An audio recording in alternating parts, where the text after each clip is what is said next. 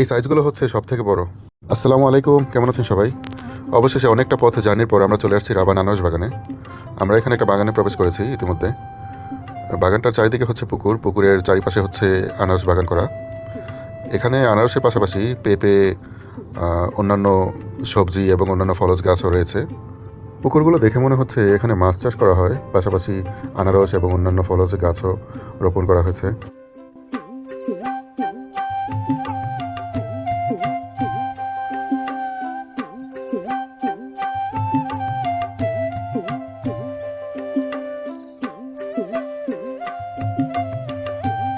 এখানকার আনারসের অনেক সুনাম রয়েছে।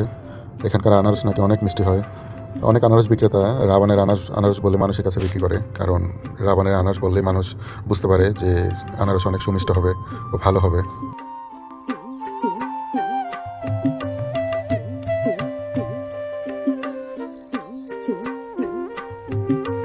অধিকাংশ গাছেই ফল ধরেছে। দেখে মনে হচ্ছে কয়েকদিন আগেই বা 1-2 দিন আগেই এখান থেকে আনারস তুলে নেওয়া হয়েছে, যার কারণে পরিপক্ক আনারস খুবই কম। যা আছে এখানে সবই একটু ছোট ছোট আনারস।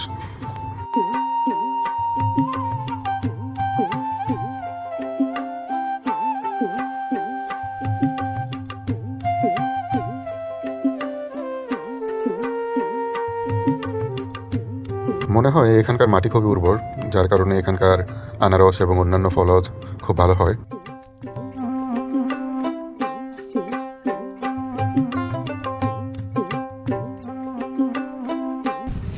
কত আনারস না,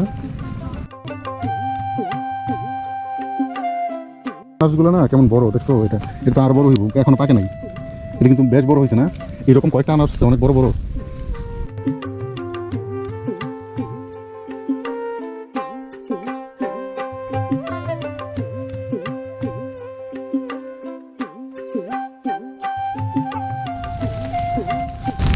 কি অবস্থা ভাই, আনারস কেমন হয়েছে এবছর?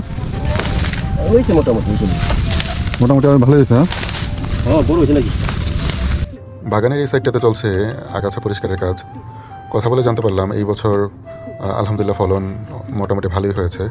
এখানকার আনারস পুরো নরসিংদী জেলা সহ বাংলাদেশের অন্যান্য জেলাও সরবরাহ করা হয়।